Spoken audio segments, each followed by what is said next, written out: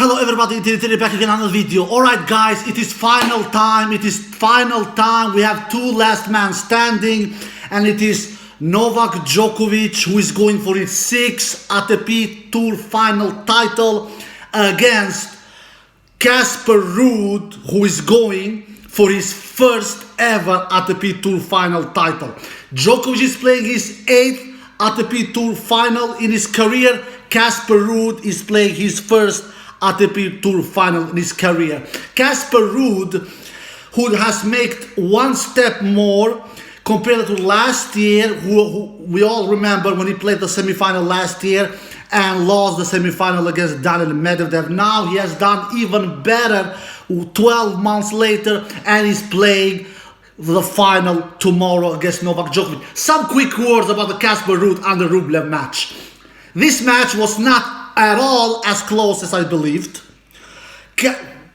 Andrei Rublev never showed up, especially not in that first set, but not in the second set as well. Man, what a flat match Andrei Rublev did. He never showed up. Casper Ruud was playing with him like Andrei Rublev was a ball boy. What happened with Andrei Rublev after doing two great matches against Medvedev and Tsitsipas? He comes up with this kind of performance. No wonder why we call him the new Nishikori player, who only wins early rounds. When he goes deep, he never wins. No wonder why he has never played the Grand Slam semi-final. He has never been past quarter-final in Grand Slams. No wonder why he has never won a Master. Andrei Rublev was a big disappointment. All credit to Casper Ruud. He did a superior match. He lands 76% first serves in. That is a high number of landing first serves. He did 10 aces, 0 double faults, won 77% behind his first serve, won 73% behind his second serve. He never almost needed to use the second serve. He used the second serve 11 times, won 8 of those points behind his second serve. Did 20 winners, 9 Amphosteros. He does 11 more winners than Amphosteros. Casper Ruud. Andrei Rublev, he did 9 aces, 0 double faults, lands too little first service in, 60% first service in. That is too little first service in on this level. On this high level, to be competitive, you need to land at least close to 70% first service in, at least. And he lands only 60% first serve in Andrei Rublev. He won 67% behind his first serve. He won only 45% behind his second serve. Casper Ruud was killing Andrei Rublev's second serve. He was killing Andrei Rublev's second serve. Casper Ruud's returns were much better than Andrei Rublev's return. And that's why Casper Ruud won so many more points behind his second serve. 73% winning points behind his second serve, Casper Ruud. Andrei Rublev only 45% winning points behind his second serve.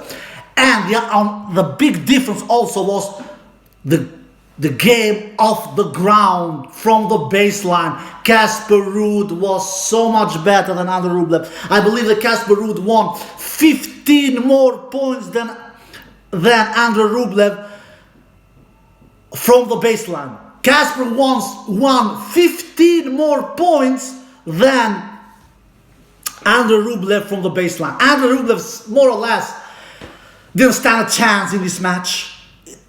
He really was. The only dip that Casper had was when he was served for the match for the first time in that second set, in the 5-2 game, where Casper Ruud got nervous and Andrei Rublev broke Casper's serve for the first time. That was the only dip Casper had in this match. The only dip, my tennis friends all around the world.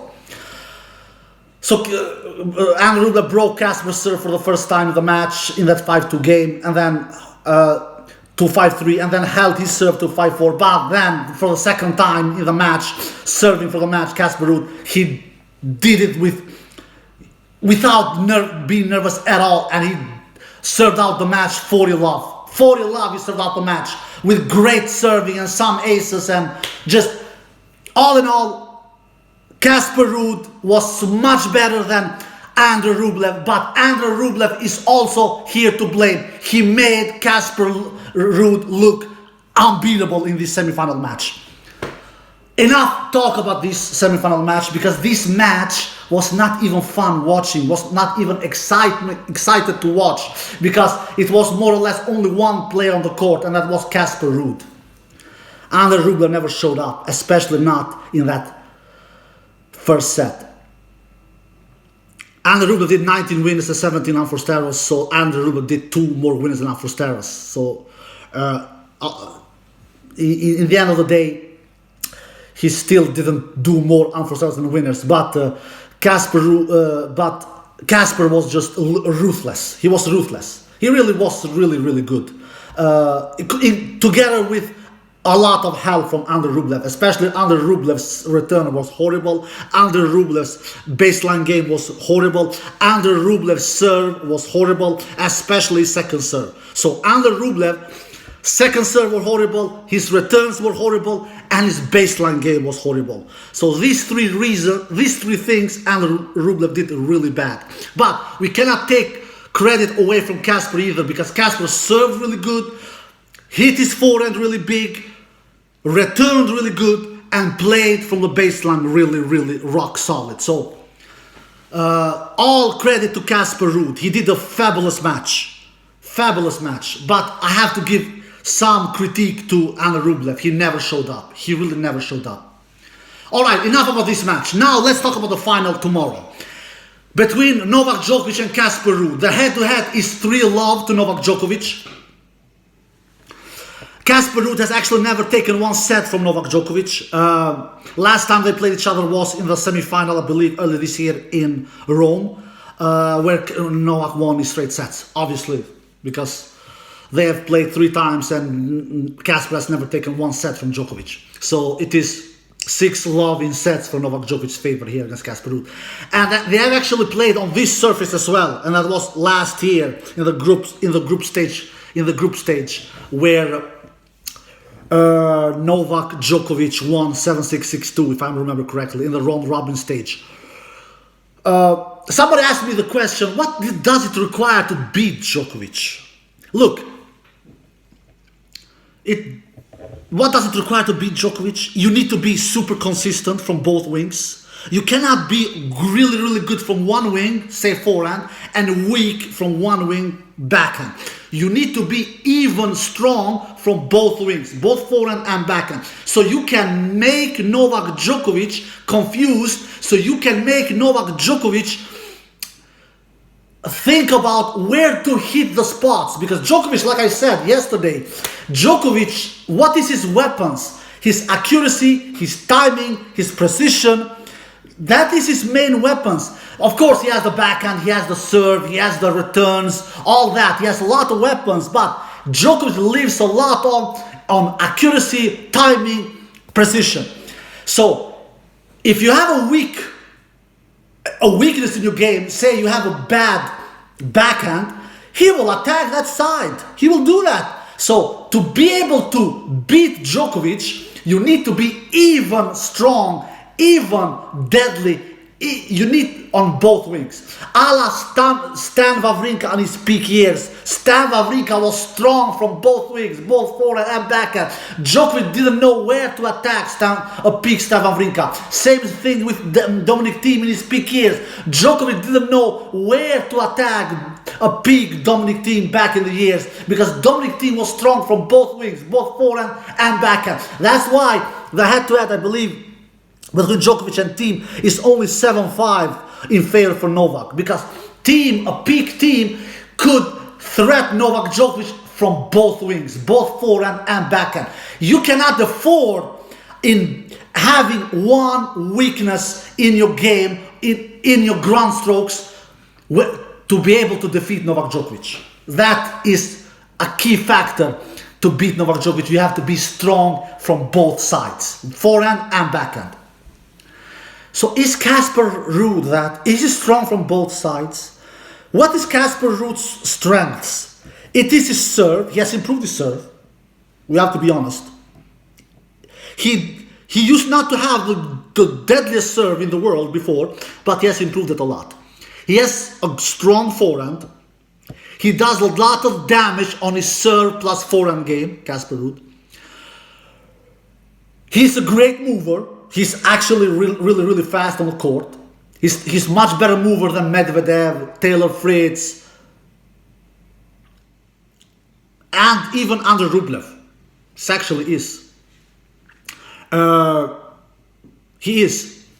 All those guys that Djokovic has defeated in this tournament so far, even Tsitsipas, whom Djokovic has defeated on the group stage, maybe Casper Ruud is the better mover than all these four. So, but his weakness is his backhand. We saw in the group stage, Nadal exposed that backhand side. But we all know that Nadal is a really bad matchup for Casper Ruud. Anyway, that is what is Casper's strengths. Forehand, serve, movement, consistency. Yeah, he's consistent as well. He can go into patches without doing any unforced errors, my tennis friends all around the world. Like in that first set against Andrei Rublev, he did only 3 unforced errors. Only 3. In the second, he did 6. In the first set, he did only 3 unforced errors. Which I said in my preview yesterday. What is scary with Casper is that when he goes in that don't miss mode, he can be scary facing. Then you have to really hit hard, move him side to side, and attack his backhand, and just test his shot tolerance. And that is exactly what I think Djokovic will do on tomorrow's final. He will test Casper Ruud's shot tolerance more than any of the 4 opponents that Casper Ruud has faced have done. Besides Nadal. Nadal, he defeated Casper Ruud in the group stage 7-5, 7-5. But Djokovic will test Casper Ruud's shot tolerance much more than Taylor Fritz, much more than Felix Aliassime, much more than, for sure, Andrei Rublev. Andrei Rublev was a disaster from a baseline in the match against Casper Ruud. So Djokovic will test Casper Ruud's shot tolerance. Djokovic will test Casper Ruud's backhand, which is much weaker than his forehand. Let's be honest. Even though he has improved that shot, it is much weaker than his forehand. So Djokovic will have a clear game plan tomorrow. He will attack Casper Ruud's backhand in every cost. Djokovic will try to put Casper Ruud in that backhand corner with his backhand crosscourt. He will not mind in going in long backhand exchanges. Djokovic will not mind doing that. Casper, though, he will really try to avoid that, because he knows that if Djokovic puts him in that backhand corner with those backhand crosscourt exchanges, Casper Ruud is in big trouble. So how will Casper Ruud needs to avoid that to have a chance in this match? And how will he try to avoid it? By trying to go back and down the line, or by trying to go around and hit his deadly inside forehand. But that is easier said than done. So that is one game plan Djokovic will have. The other game plan Djokovic will have is he will try to serve towards Casper Ruud's backhand side. I think so. And Djokovic also will try to serve ad on that deuce court to the ad side, which he did really good against Medvedev and against Taylor Fritz. Will Djokovic slice a lot, which he did against Fritz and Medvedev? I don't think so. Casper Ruud is not a big, tall dude, so I don't think Djokovic will slice a lot. That is my feeling, but you never know. Anyway, Casper Ruud has overachieved. Even himself said that after the Rublev match. He said that not many people believed that I will be in the final. The dude has barely won a tennis match after the US Open runner-up earlier this year. He has barely won any tennis matches. But it is time we take Casper Ruud for serious. He has played 2 Grand Slam finals this year. Lost to Nadal and to Carlos Alcaraz. And now he's playing the ATP Tour finals in Turin for the first time in his career. Can he defeat Novak Djokovic? Can he do the upset here? We all know that the last time Novak Djokovic played the final this year was in Paris, and it was Holger Rune, another Scandinavian dude from Denmark, who took down Novak Djokovic. Now Djokovic is facing another Scandinavian dude, but this time not from Denmark, this time from Norway. Can Casper Ruud take down Novak Djokovic with all the tools that he has, which is the serve, forehand, and his great movement on the court?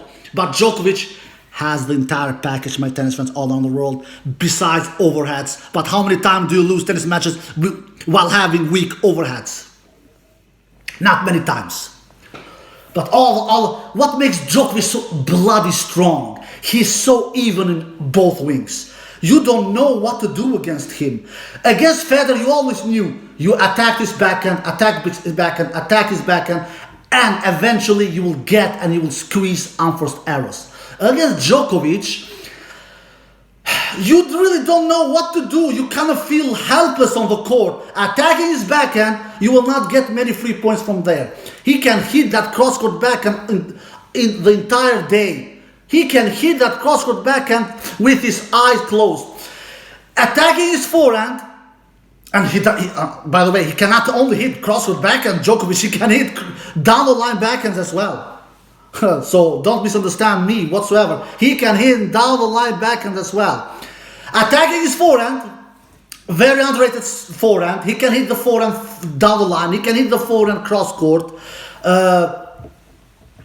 Like we saw Nitto Fritz when he won that first set after the huge forehand down the line in that first set tiebreak, when he won the first set tiebreak 7-5. Novak Djokovic. So you kind of don't know what kind of a plan to have when you face Novak Djokovic. And Casper Ruud knows this. The only thing Casper Ruud needs to do, because he is the underdog according to me, is the only thing Casper Ruud needs to have a clear game plan in tomorrow's final is to make the match physical. Djokovic is 10, 12 years older than Casper Ruud. 12 years, I believe Casper is 23 years old, if I'm not mistaken. Djokovic is 12 years older than Casper Ruud. Casper Ruud, his chances here are to make the match physical, to make the match long, to test Novak's legs. Novak Djokovic, he shows signs time to time that he's passing out on the court, like he almost did against Medvedev after the second set. He looked exhausted. He looked like he's passing out. He looked really dead tired. Casper Ruud needs to make this match physical. Casper Ruud needs to serve big. He needs to have a lot of first serves in, like he had against Rublev, 76% first serves in. If Casper is under 65% first serves in, he will not stand a chance here. He needs to be close to 70% first serves in. If he is close to 70% first serves in, then he has a chance. He cannot give Novak Djokovic too much second serves. He cannot. He just cannot. Djokovic is the greatest server turner of all time. Djokovic will eat Casper Ruud's second serve like breakfast. So Casper needs to make sure to have a lot of first serves in. That was the one thing. The other thing, Casper needs to protect his backhand. He did a great backhand match against Andrew Rublev, but Novak Djokovic is not Andrew Rublev. Novak Djokovic doesn't have bad returns like Andrew Rublev. Novak Djokovic doesn't have bad second serve like Andrew Rublev. Novak Djokovic doesn't have bad baseline game like Andrew Rublev. But that is the key anyway. Casper Ruud needs to protect his backhand because Casper Ruud will hit a lot of backhands. And maybe the biggest key of all, Casper Ruud needs to take it to Novak Djokovic in the big moments, when the chips are down. Because Djokovic is the greatest clutch player of all time. He just comes up with the best shots. He comes up with the best decisions when the chips are down. That's why he has played 5 tiebreaks in this tournament so far and won 4 of them. Why? Because he just goes in that don't miss mode. Casper Ruud needs to challenge Novak Djokovic in also and go in the same don't miss mode as Novak Djokovic does. Casper Ruud. Because I have a feeling we will see 1 or 2 tiebreaks in this final. I just have the feeling because Casper Ruud will not be easy to break. That is my feeling, but maybe I will be wrong. Who knows? I believe we will get a close final. That is my feeling. Casper Ruud, I think it is time we take him seriously. I think it is time we take him seriously. The dude has played 2 Grand Slam finals and now he's playing his first ever ATP Tour final in his career. Can Casper Ruud defeat Novak Djokovic in tomorrow's final? Can he do it? Can he make the upset? I don't think so. I will predict that Novak Djokovic will defeat Casper Ruud in 3 sets. Alright guys, I hope you enjoyed this video. If you did, give it a thumbs up, subscribe, and see you next time. Peace.